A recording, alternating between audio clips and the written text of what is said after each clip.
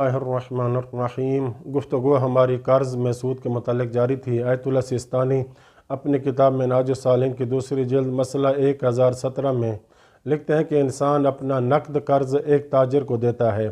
मसलन 1 लाख रुपए आपने नकद बतौर कर्ज़ एक ताजिर को दे दिए, इसलिए ताकि ये ताजिर इन पैसों को मालिक की तरफ भेजे कि जो मालिक दूसरे शहर या मुल्क में बैठा है और कहता है कि ये कर्ज़ा तुम फ़लाँ शहर या मुल्क में बैठे हुए मालिक को दोगे तो वो उस कर्ज़ से कम वापस करेगा, तो ये जायज़ है। तो ये भी इसी मसले की तरह हो जाएगा जो हमने पिछली वीडियो किस्त 5 में बताया था, क्योंकि इधर नुकसान किसका हो रहा है? नुकसान कर्ज़ देने वाले को हो रहा है। तो कर्ज़ देने वाला अपने नुकसान में शर्त रख सकता है, जबकि फ़ायदा ताजिर को हो रहा है जिसको दे रहा है कर्ज़। इसके बाद मसला नंबर 1018 में लिखते हैं कि किसी शख्स को आप एक शहर में कोई माल दें, वो इसलिए दे रहे हैं कि आप वो माल दूसरे शहर में लेंगे लेकिन असल माल से ज़्यादा वापस लेंगे। मिसाल के तौर पर आप पाकिस्तान में 1 लाख रुपए देते हैं और कहें कि जब आप इराक़ जाएं तो 1 लाख से ज़्यादा रकम वापस करना मुझे। फरमाते हैं कि ये जायज़ नहीं है और ये ज़्यादा लेना जायज़ उस वक्त नहीं होगा कि जिस माल को दिया जा रहा है वो ऐसी चीज़ है कि जो कैल और वज़न के साथ बेचा जा रहा हो। कैल यानी पैमाना या माप कर बेची जा रही हो, या वज़न करके बेचा जा रहा हो उस माल को, जैसा कि गंदम हो गई और सोना चांदी हो गए, क्योंकि ये रिबा और सूद में दाखिल है। गोया आप एक तरीके से बै कर रहे हैं, बेच रहे हैं और बदले में ज़्यादा ले रहे हैं, और वो चीज़ें हैं भी मकील और मौजून में से, इसलिए ये सूद और हराम बनेगा।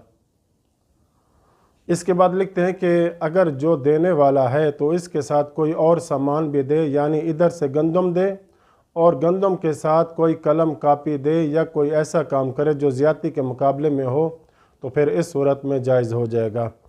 यानी जो उसने ज़्यादा वापस लेना है उसके बदले कोई और चीज़ होनी चाहिए।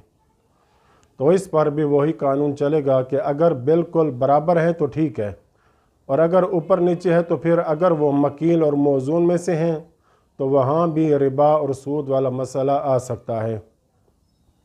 इसके बाद आयतुल्लाह सिस्तानी इस मसले की तीसरी सूरत में इस तरह फरमाते हैं कि वो चीज़ें कि जिन्हें शुमार करके गिन कर बेचा जाता है, जैसा कि औराक नकदिया हैं यानी करेंसी नोट हो गए, मसलन इनमें ज़्यादा को लेना बतौर कर्ज़ के जायज़ नहीं होता। मसलन अगर मैं किसी को $100 बतौर कर्ज़ देता हूँ और कहता हूँ कि आप मुझे 40,000 रुपये वापस देंगे, तो गोया मैं ज़्यादा ले रहा हूँ। तो ये अगर बतौर कर्ज़ के है तो ये जायज़ नहीं है। फरमाते हैं कि हाँ, बै के तौर पर ठीक और दुरुस्त होगा अगर मैं कहता हूँ कि मैं $100 आपको बेचता हूँ उधार पे, के बदले में आप मुझे मसलन 40,000 रुपये देंगे, तो ये बै के तौर पर ठीक है, यानी वो $100 अपने बेच रहा है, तो ये जायज़ है। हाँ, एक ऐसी बै है कि जो आयतुल्लाह सिस्तानी के नज़दीक दुरुस्त नहीं है, जायज़ नहीं है। वो उस वक्त जायज़ नहीं होती कि जब जिन्स दोनों की एक जैसी हो और आप उधार पे बेच रहे हो, तो ये एहतियात लाजिम के तौर पर उसको तर्क करना ज़रूरी है। मसलन मैं 1 लाख रुपए बेचता हूँ, बै करता हूँ उधार पे, और बदले में 1,10,000 रुपये लूँगा, तो यहाँ पर जिन्स एक ही है, यानी रुपए के बदले में रुपए आ रहे हैं, दरमियान में करेंसी चेंज नहीं कर रहा। तो फरमाते हैं कि एहतियात लाज़िम है कि इस तरह के मामले को तर्क करे जो कि जायज़ नहीं है।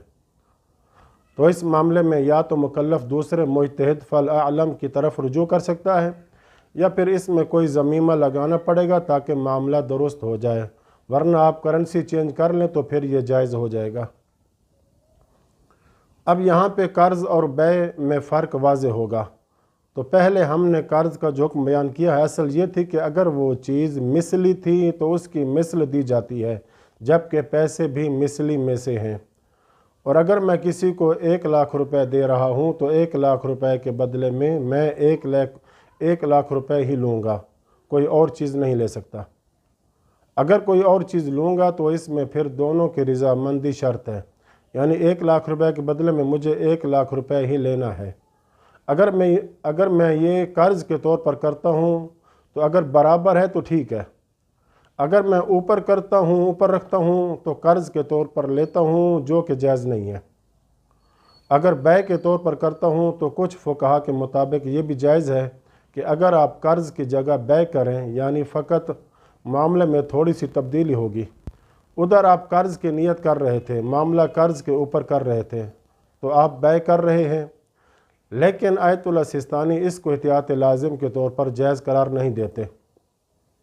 लेकिन अगर उसकी करेंसी चेंज कर लें, जिन्स तब्दील कर लें, तो फिर जायज़ हो जाएगा।